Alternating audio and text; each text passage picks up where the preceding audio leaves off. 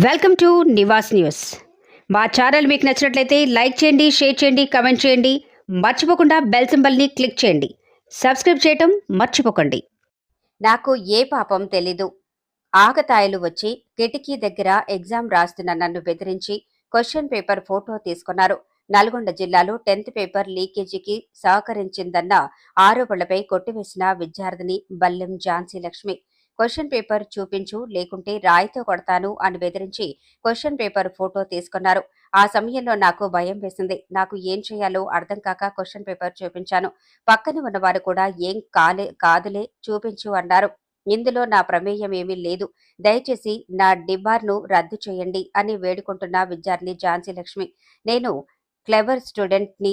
నన్ను ఎక్కడ ఎగ్జామ్ రాపించినా నేను రాస్తాను. చూసి రాయాల్సిన అవసరం నాకు లేదు. ఎవరో చూసిన దానికి నన్ను బలి చేశారు. దయచేసి ఎగ్జామ్ రాసే అవకాశం మళ్లీ కల్పించాలని నేను వేడుకుంటున్నా.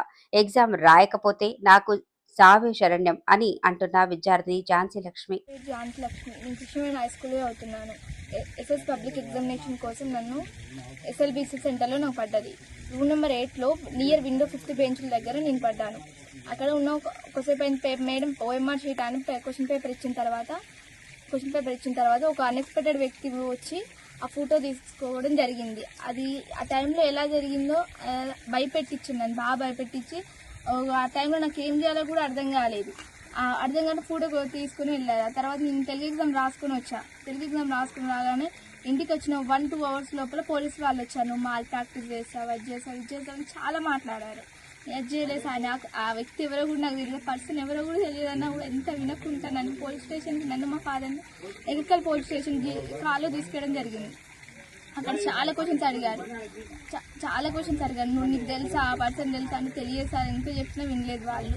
మళ్ళీ 9:30 దాకా నేను అక్కడనే ఉన్నాను. పోలీస్ వాళ్ళు 9:30 దాకా నన్ను మా ఫాదర్ని కూర్చోబెట్టారు. తర్వాత ఒక 10:30కి నేను మా ఇంటికి వచ్చేసాను. నేను వచ్చిన తర్వాత వాళ్ళు ఏం భరోసా ఇచ్చారంటే, మీరు ఏం కాదు, ఎగ్జామ్స్కి ఏ ప్రాబ్లం ఉండదు, మీరు అన్ని ఎగ్జామ్స్ రాసుకోవచ్చు, జస్ట్ విచారణ కోసం మీరు ఇంటికి పోలీస్ స్టేషన్ తీసుకురావాలని చెప్పారు. విచారణ కోసం ఏం కాదు, ఎగ్జామ్స్ అన్నీ రాసుకోవచ్చు అని నాకు మా ఫాదర్కి భరోసా ఇచ్చి పంపించారు. వెళ్ళి మార్నింగ్ నేను హిందీ ఎగ్జామ్ రోజు వెళ్తే సెంటర్లో దిగాలి. నేను రూమ్లోకి వెళ్ళగానే నా రూమ్ నెంబర్ పట్టుకుని నన్ను ఒక రూమ్లో తీసుకెళ్ళి నా రూమ్ నెంబర్ నన్ను డీబార్ చేసి వాడేసి ఒక వైట్ పేపర్ మీద బలవంతంగా ఫోర్స్ఫుల్గా. నా పేరెంట్స్ లేరు, నా గడియన్ లేరు, ఎవ్వరు లేరు.